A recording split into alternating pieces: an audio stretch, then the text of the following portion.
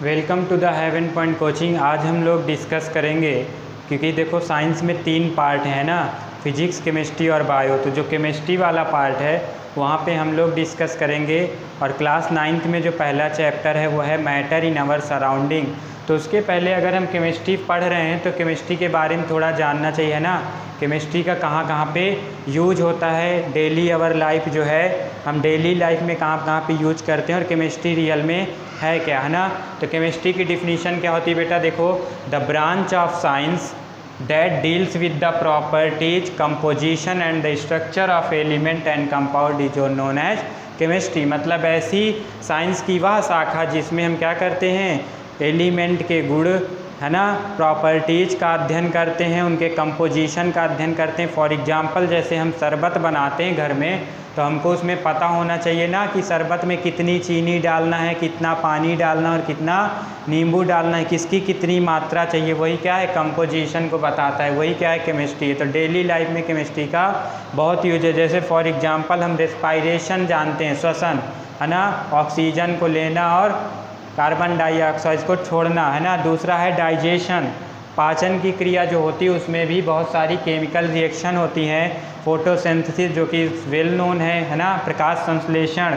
आगे फूड का फॉर्मेशन, जब फूड बनाते हैं, मेकिंग फूड, या कपड़ों की सफाई के लिए जैसे ब्लीचिंग पाउडर वगैरह यूज करते हैं, सारा कुछ किसके अंदर आता है बेटा, केमिस्ट्री के अंदर ही आता है। अब यहाँ पे हमारा जो मेन टॉपिक है क्लास 9th का हमारा पहला टॉपिक है मैटर इन आवर सराउंडिंग, है ना। हम उसके बारे में कुछ डिस्कस करेंगे मैटर इन आवर सराउंडिंग में। तो सबसे पहले हम डिफिनीशन जानेंगे कि मैटर आखिरकार होता क्या है, ठीक है।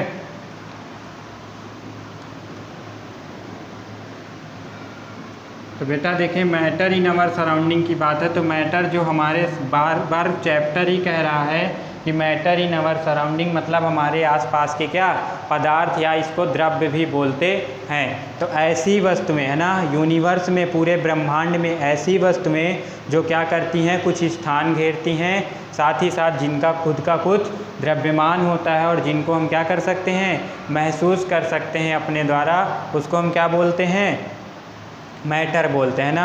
जैसे फॉर एग्जांपल ये मार्कर है और मार्कर हमारी हथेली में क्या है, रखा हुआ है।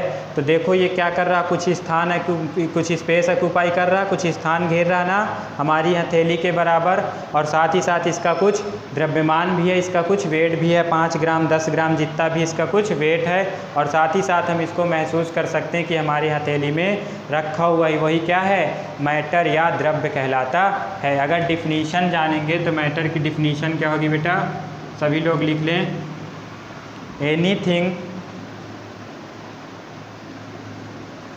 Anything that occupies spaces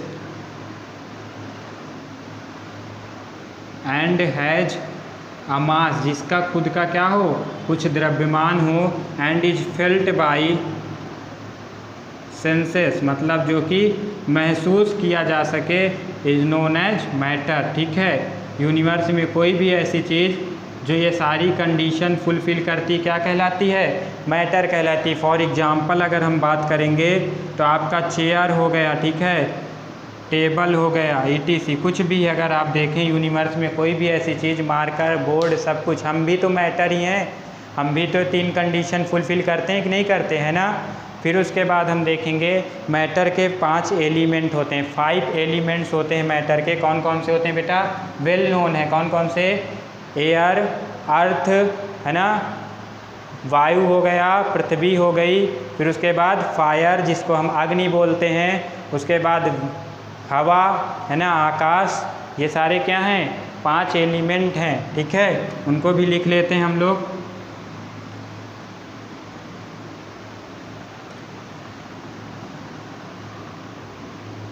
matter is the form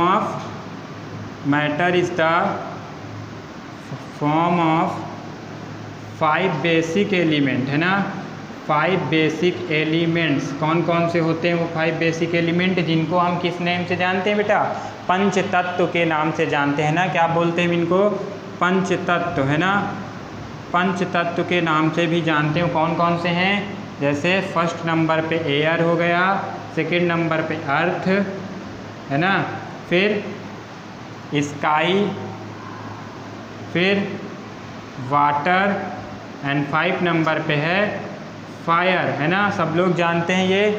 air मतलब वायु, अर्थ मतलब पृथ्वी, स्काई मतलब है ना आकाश, वाटर मतलब पानी और फायर मतलब अग्नि। ये क्या होते हैं, मैटर जो होता है इन 5 एलिमेंट से मिलकर के बना हुआ होता है। ठीक है, मैटर कितने एलिमेंट से मिलकर बनता है, 5 एलिमेंट से मिलकर बनता है, जिनको हम पंच तत्व के नाम से भी जानते हैं। उसके बाद आता है स्टेट्स ऑफ मैटर, मतलब मैटर का क्लासिफिकेशन, स्टेट्स ऑफ मैटर, है ना। तो हम बेसिकली जो छोटी क्लासों में हम लोग पढ़ते हैं तो मैटर की 3 स्टेट्स पढ़ते हैं। कौन कौन सी पढ़ते हैं बेटा, सबको पता है, सॉलिड, लिक्विड और गैसेस, यही पढ़ते हैं मैटर की स्टेट्स, है ना। बेसिकली कौन कौन सी स्टेट पढ़ते हैं, सॉलिड, लिक्विड और गैस। लेकिन यहाँ पे 2 एक्स्ट्रा हम चीज़ पढ़ेंगे, एक होती है प्लाज्मा स्टेट और एक होती है बोस आइंस्टीन कंडन स्टेट, है ना। यहाँ पे 2 9th के सिलेबस में 2 चीज़ें एक्स्ट्रा पढ़ने को मिलेंगी। तो हम लोग डिस्कस करते हैं कि इनका क्लासिफिकेशन हम किस तौर पे करेंगे, है ना। जैसे अगर स्टेट्स ऑफ मैटर की बात करें तो इनके कोई रीजन होगा कि हम इस पार्टिकल की साइज के बेसिस पे कर रहे हैं, या एनर्जी ऑफ द पार्टिकल, या अरेंजमेंट कैसा है पार्टिकल का उसके बेसिस पे कर रहे हैं। तो स्टेट्स ऑफ मैटर अगर हम देखें, है ना, स्टेट्स ऑफ मैटर, ठीक है, तो किस बेसिस पे करते हैं,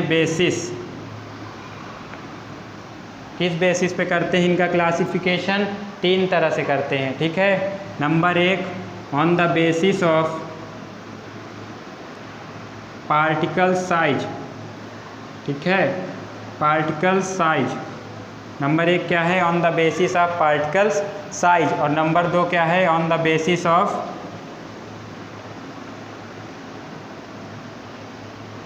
particles arrangement in the molecules, particle arrangements, है ना, मॉलिक्यूल में पार्टिकल्स का या मॉलिक्यूल्स का कैसा अरेंजमेंट है उसके बेसिस पे करते हैं। ठीक है, और तीसरा है ऑन द बेसिस अपॉन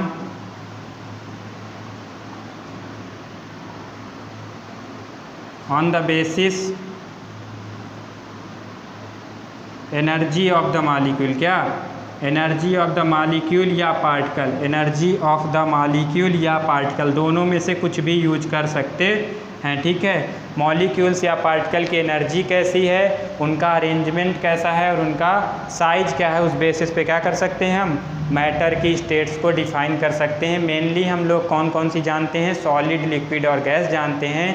यहाँ पे 2 एक्स्ट्रा पढ़ने को मिलेंगी, प्लाज्मा और बोस आइंस्टीन स्टेट। ठीक है,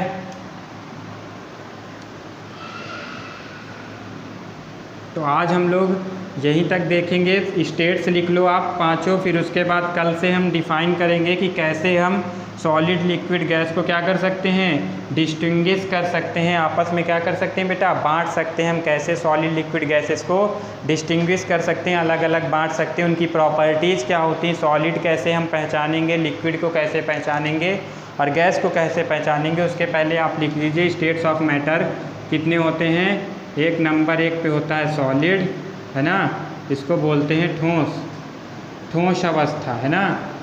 मैटर की कौन सी अवस्था, पदार्थ की कौन सी अवस्था, ठोस अवस्था। नंबर 2 लिक्विड मीन्स द्रव अवस्था।